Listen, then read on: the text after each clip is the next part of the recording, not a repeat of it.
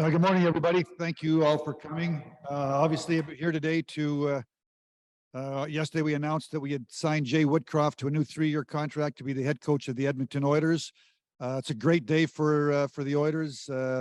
Jay did an incredible job once he took over and leading our team into the playoffs. I think we were 6 or 7 points out of a playoff spot, and we played at a high level the last half of the season, and obviously got us to the Final Four. So thrilled that we were able to find a solution to bring Jay in. Look forward to working with Jay here over the next 3 years to continue to build on what we accomplished last year. Jay's got a lot of energy, a ton of passion. The team really responded to him, certainly in my exit meetings when I talked to all the players unanimously. Everybody in that, all the players loved working with Jay and what he did for our franchise. So exciting day. Great day for me to be able to announce that Jay's coming back. So looking forward to the next season and this off season with Jay as we build to bigger things. Jay. Yeah, thanks, Ken. I just want to say hi to everyone there in the media and let everybody know how excited I am. I in February mentioned at the time how humbled and privileged I feel to be the head coach of such a proud organization, and that's certainly how I feel today.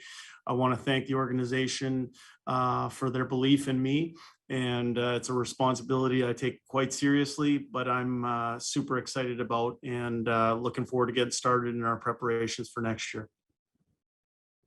Thank you for those statements. We'll now move to questions. We'll start with Reed Wilkins, 630 Chad. Hi, Ken. Hi, Jay. Maybe more for Ken, I suppose, but is there an update on the status of Manson, Wiseman, and Gulletson, the other members of the coaching staff? Are they all back? I'll let Jay handle that, Reed. Okay. Yeah. So hi, Reed. First of all, for us, this contract just got settled yesterday. Obviously, since the end of the season, I've done some thinking, with yesterday, the news happened quickly, and I'm looking forward to sitting down and getting the thoughts of all the people that you mentioned there. We obviously had a good run to end our year, but looking forward to sitting down and hearing everybody's thoughts on where they're at as well. Okay.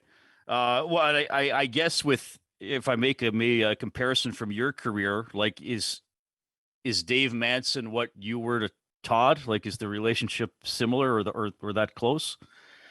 Yeah. I mean, when I was presented with the opportunity to go down to Bakersfield, one of the things that I put a lot of time and effort in was making sure that I surrounded myself with people that I thought were going to push me and make me better.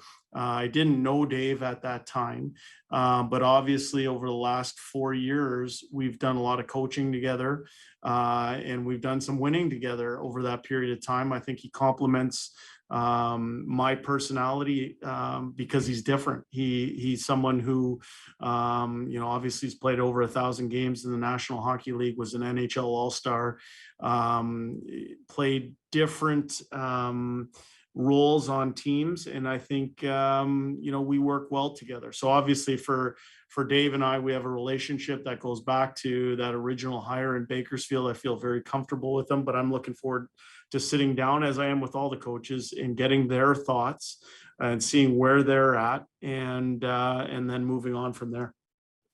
Daniel Nugent-Bowman, go ahead.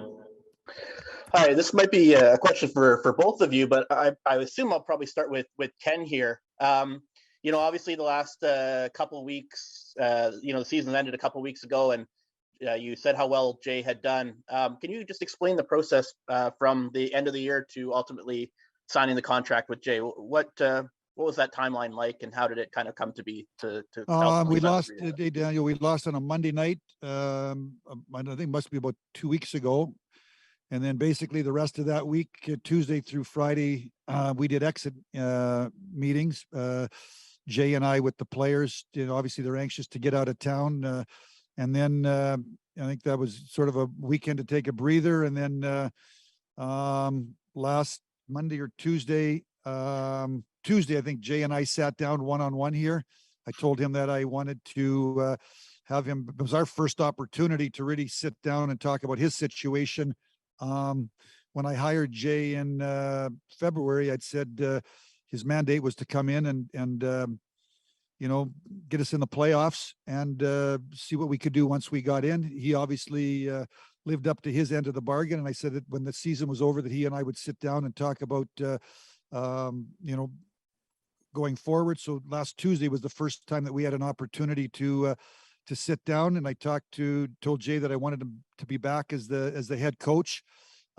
Jay has an agent, Francois Jaguar, former NHL assistant general manager, and basically Wednesday through yesterday, we went kind of back and forth, Francois, to find a solution. Trying to find anytime you're signing people, whether it's players, coaches, staff. Obviously, you try to find comparables. Everybody wants to be treated fairly. The team wants to be treated fairly. The employee wants to be treated fairly. So Francois and I went through a process and kind of took a breather over the weekend, and then spoke yesterday morning and brought it to a conclusion. And then obviously the news got out yesterday afternoon that we had found a solution on a 3-year contract. Recording in progress. If I may, just Jay, what was this process like for you as somebody who, has gone from a video coach to now a head coach, but having maybe to, I don't know if you had to vouch for yourself or anything like that in this type of situation. What was it like to try to sign a long-term contract with an NHL team like this? Well, first off, when I got the opportunity in February, Ken gave me that direction of, get us into the playoffs and to win games and see what happens once we got there. For me at the time, and I've told this story over the last few weeks to a few different people, I felt that was really freeing, because it allowed me just to try and make decisions with that direction in mind. And I thought the team performed well. I thought each day was an opportunity to show what not only I could do, but what our staff could do. I thought, there was a lot of positive signs in how the team ended the season, and made its way into the playoffs, and then did a little bit of damage by winning 2 rounds. So for me, it wasn't vouching for myself or anything like that. I think the body of work spoke for itself. Last week, as Ken said, when we sat down and met, he let me know that he wanted me to be the head coach of the team going forward, on a full-time basis.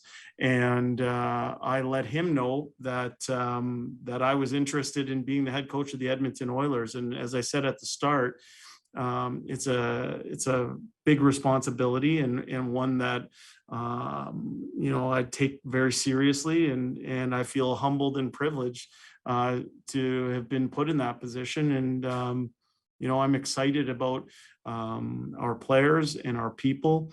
And as I said earlier, for us, the work for next year has already begun.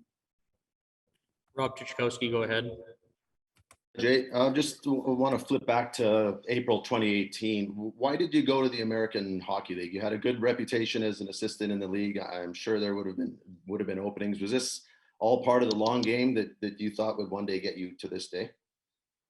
Well, for me, I had the belief that I had what it took to become a National Hockey League head coach. Ken talks a lot about the resume and having a resume that speaks for itself. And for me, obviously got my start in Detroit in an entry-level position. I worked my way up in San Jose, eventually became the lead assistant coach for Todd McLellan. Had some great international opportunities, winning gold with Team Canada at the World Championships, getting involved with Team North America at the World Cup of Hockey. But for me, the one thing I didn't have on my resume at that time was head coaching experience. And I thought when I was presented with the opportunity to go to Bakersfield, it allowed me to grow in a different way. I think the American Hockey League is a heck of a league. it allows people to grow, not just players, but it allows coaches to grow as well. I learned a lot about myself and what my beliefs were as a coach during my time in Bakersfield. And I think it's a good lesson for lots of coaches out there is that, you know, you want to make sure everyone wants to be to get to the highest level and you know, achieve your dream. But I think there's value in taking your time, and there's value in hitting the incremental steps along the way. And for me, my experience in Bakersfield was excellent, and I'm happy that I made that choice. It's a big part of why I'm here today. Yeah, there's no assurances that come with that. You know, you could have been riding the buses for 10 years. Right? Like, was there a point where you're thinking, you know, I hope this happens soon, this is getting to be a grind? What was your mindset, you know, years 2, 3, 4? Well, for me, you know, I took it as an opportunity to work at my craft and to be around some special people. We had a lot of really good people in Bakersfield. So I tried not to get ahead of myself. It was putting the work in required to be successful should I ever get that opportunity. And as I said, the American Hockey League is an excellent league. It's a development league. I took my role very seriously. And in terms of, you know, my belief in self, you know, I'm wholly sure of my message and my own ability, while remaining humble and understanding that you got to be patient and waiting for opportunities. And I just wanted to make sure that I was ready when that opportunity presented itself. And for me, you know, to develop that way in Bakersfield, it was a privilege to be the head coach in Bakersfield, as it is right now. It's a privilege here to be the head coach in Edmonton. Tim Campbell, NHL.com. Jay, congratulations on your deal. Thanks, Tim. Could you describe where your exit meetings with the players are leading you in terms of an off-season focus and preparing for next season? Thanks. Yep. Yeah, thanks for the question, Tim. For me, I think both Ken and I had some really good exit meetings, good feedback from our players.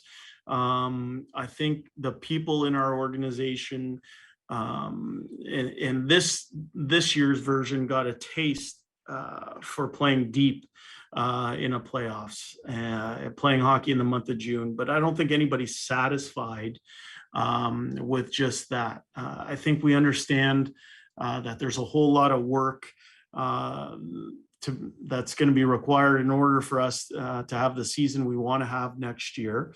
You know, we looked at this season and you know, some people would call it a successful year. For us, we're driven to take the next step, ask ourselves hard questions, be open to the seeking of answers to try and push us forward. And for me, that starts with being, you know, disciplined with our summertime, making sure that we're putting in the necessary work to feel good heading into training camp. Being prepared to lay a foundation in training camp that will set us up for success over an 82-game schedule. For me, you know, I'm excited about rolling up my sleeves and getting to work come September, because I really believe that's where a lot of gains can be had in implementing a system that's suited towards your personnel. And as I said, I think everybody here feels good about how far we played, but nobody's self-satisfied. We're digging in to try and get better each and every day, and not by accident, not accidentally, but intentionally. Mark Spector, Sportsnet. Congrats, Jay. Good to see you. Hi, Mark. I would ask you this. You showed up in a big hurry in February, and you took over a team that was in the middle of the schedule. You went on a big, long road trip. You know, you were probably trying to implement change in smaller windows, I would say. What difference will we see with the Jay Woodcroft team, where you have all summer and a training camp and a proper season to sort of install the things you want to install? What are the things you can do heading into next season that maybe you didn't have time to do this season? Yeah, good question, Mark. For me, I think there's a sequence of events that has to occur first, and the first thing is that there's a draft to be held. So that's number one. The draft will be held. Free agency will occur, and then once we have a better look at the players that will be available to us come September, we'll devise as a coaching staff a system best suited for our personnel. And I think when you have the time to not only think about the things that are occurring at the highest levels in the NHL, the trends in the game, the tactics that are being used, and you have the time to digest how best to implement or teach those things. I think that's important is to have a finger on the pulse of what's having success in the NHL today and where the NHL is going. I also think you use the time in the summertime to carefully reflect and try and find some answers in the work that you put in to seriously go over the things that went right and to also think about the growing moments that occurred in the season. That's how you get better from your experiences, by reflecting and being truthful with what you were seeing. So I think that's what your focus as a coaching staff is in the summertime. When you get into September, that's the implementation stage of trying to implement some of those ideas. I think, as a staff, we're going to do our work this summer. We're not, it's not like we're taking the time off. We're going to do our work this summer. We're going to honestly evaluate all aspects of our game. And we're going to find areas where we can be better, find areas that we want to accentuate. And we're going to build off some of the things that we laid down during those 4.5 months. So let us in a little bit on your personal life. Now that you're not a interim guy, you're here for 3 years, hopefully more. Family comes up, you're going to live here. Kids are going to go to school here. What's all that going to look like for the Woodcroft family? Yeah, the Woodcroft family is very excited because my wife is born and raised in Edmonton. Her parents still live in Edmonton. She has sisters, and our kids have cousins. So everybody's very, very excited about that. Where we're at is we got to try and find a place to live, schooling, activities, all that kind of good stuff. But I think just to take a deep breath at the end of this season and at the end of this contract negotiations, my family and I are headed back to our cottage in Ontario, and we're going to spend a little bit of time on the water.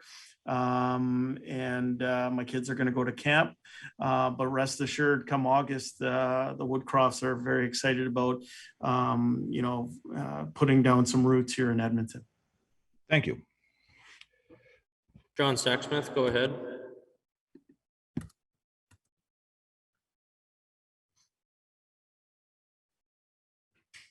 Go ahead, John.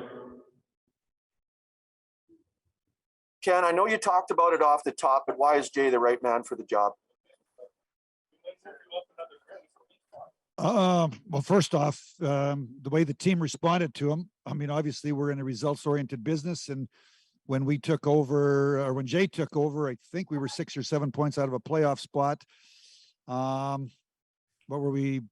I was reading 26-9-3 or something. The last 38 games last year, we played it in the top 5 in terms of points, and obviously we went to the Final Four. So number one, Jay delivered. He came in and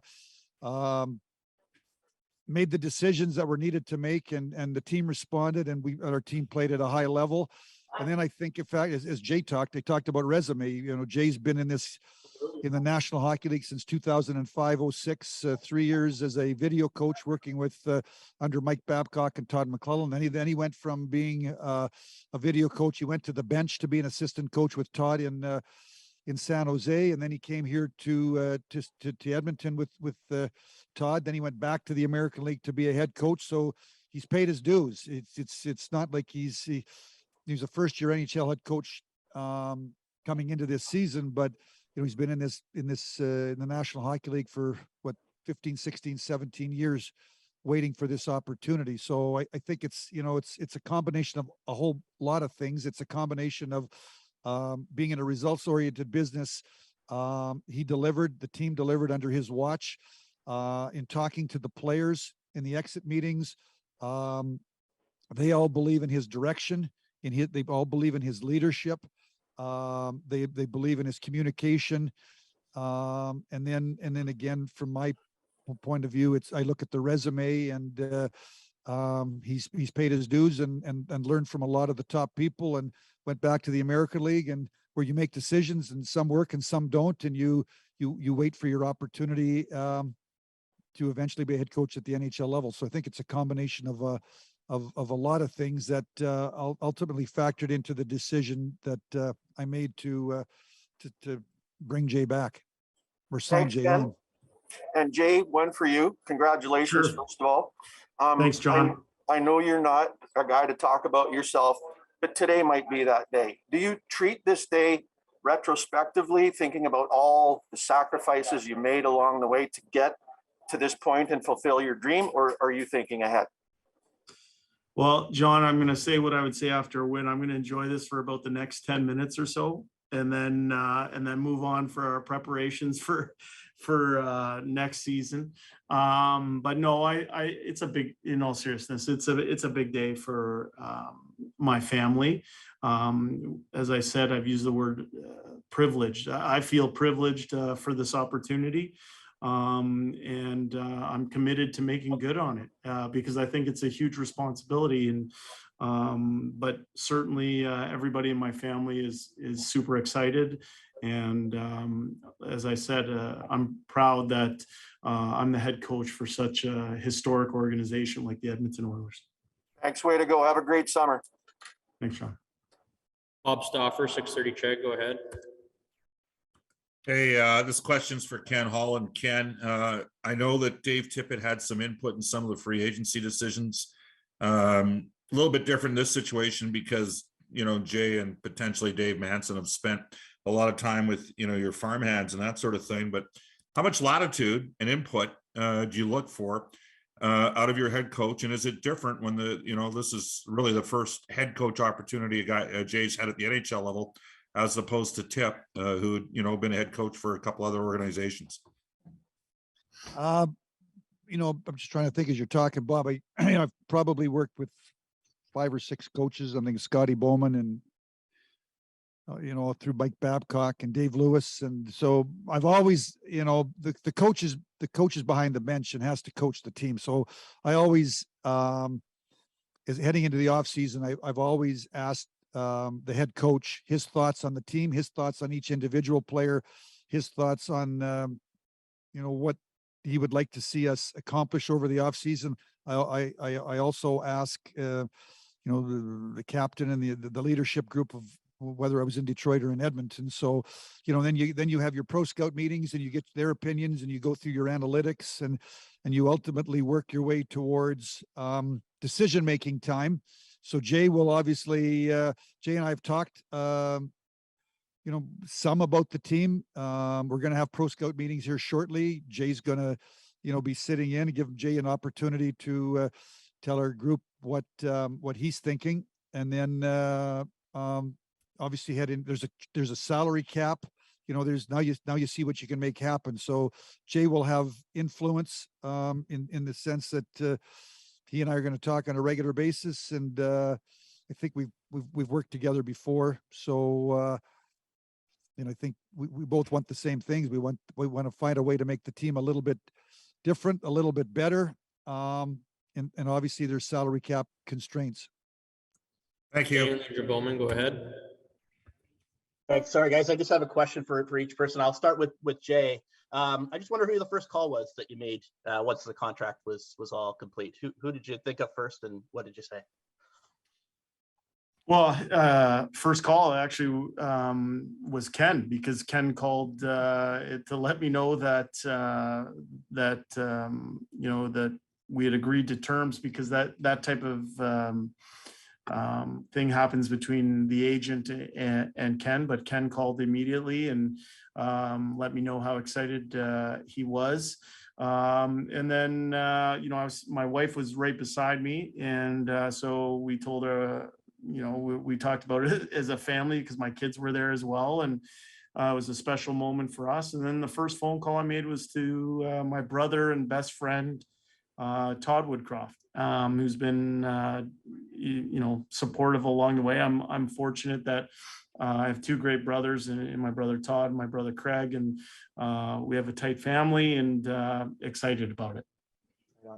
And Ken, I apologize for kind of shifting the focus away from Jay, but I did have one team question. Bill Daly said before the start of the Cup final that possible that the Evander Kane grievance might extend past free agency, and I just wonder how that might impact your ability or your way you might go about signing him if it does extend past the start of free agency.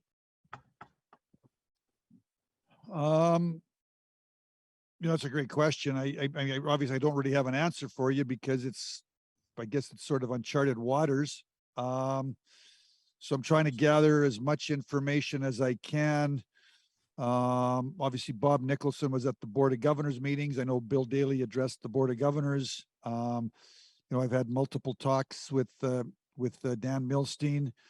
Dan was actually in Edmonton for a couple of days here last week with Andrei Kuzmenko, the Russian that made a decision to sign with Vancouver. So we obviously we had lots of time also to talk about Evander. So